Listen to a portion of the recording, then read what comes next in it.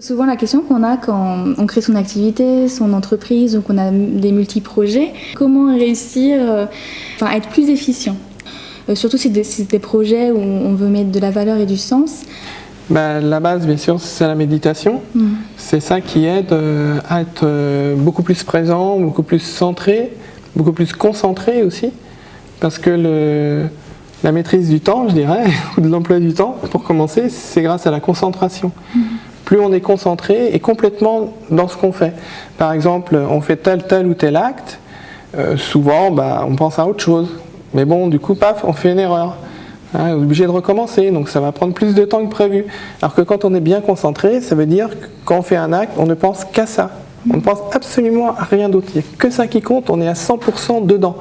Et quand on fait ça, on va 3 à 4 fois plus vite que quelqu'un qui ne sera pas comme ça. Ça va intéresser beaucoup de gens. Ouais, ça, je garantis, ça c'est vérifié des milliers de fois par moi et puis par mes amis et ceux qui pratiquent aussi. Et donc ça, c'est la pratique de la méditation qui permet justement déjà cette concentration. Oui, et ça c'est vrai que vous enseignez une méditation qui est très originale, qui est la méditation occidentale et qui s'appelle Créatrice. J'imagine que le choix du nom n'est pas anodin. Est-ce que vous pouvez un peu nous expliquer sa particularité, donc la méditation créatrice, en effet, que j'appelle, parce que contrairement à la méditation orientale, même s'il y en a plusieurs sortes, mais globalement les méditations orientales visent la paix intérieure, ce qui est déjà super d'y arriver. C'est une bonne base. La méditation occidentale ou créatrice que j'ai créée, donc, ne vise pas ça. Ça peut apporter la paix aussi, et tant mieux. Ça peut ouvrir le cœur aussi, et tant mieux aussi. Mais en fait, c'est une méditation qui est difficile à la base, qu'elle demande beaucoup de concentration, justement.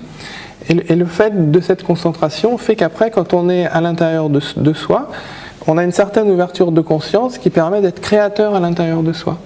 Ce qui fait que pour créer un projet ou le préparer, donc c'est excellent. On peut imaginer ce qu'on veut, où on veut, comme on veut. Et après, quand on a l'habitude, quand on est dans l'action, on garde un certain état d'esprit comme ça, plus ou moins méditatif, mais super concentré. Ce qui fait que quand tu es comme ça, même quand tu fais quelque chose pour la première fois, tu ne te trompes pas. Tu le fais bien dès la première fois.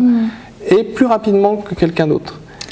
Donc ça, c'est vraiment une clé essentielle pour quoi qu'on fasse. Je me demandais ce que la méditation, la pratique de la spiritualité pouvait apporter pour justement bâtir un futur ou justement des projets très concrets.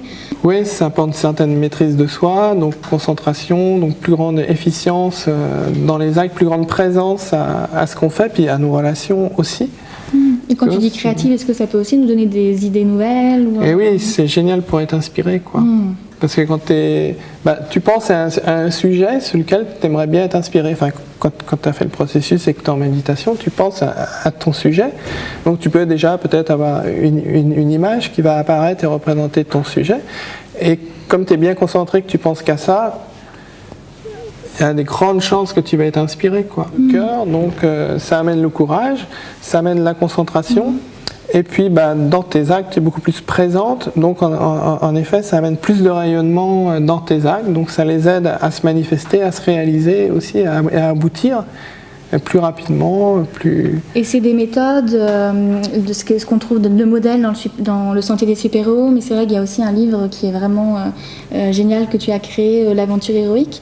Donc c'est des méthodes qu'on peut créer seulement quand on est artiste ou pour des projets, ou est-ce que justement dans le monde de l'entreprise, on peut aussi vraiment se servir de ces méthodes et même de la méditation pour justement aller plus loin, plus vite. Ah oui, c'est recommandé, oui, c'est sûr. Je pense que, je dirais, ce que j'appellerais un bâtisseur du futur, c'est sûr, quelle que soit l'entreprise dans laquelle il œuvre, il devrait apporter tout ça. Il faut qu'il se fasse ce cadeau-là, parce qu'il verra tout ce que ça peut lui apporter. Justement, parce que tout a été pensé pour être adapté à l'Occident. Donc forcément, tout ce que je présente, c'est très concret, très pratique, et donc c'est super pour l'entreprise aussi.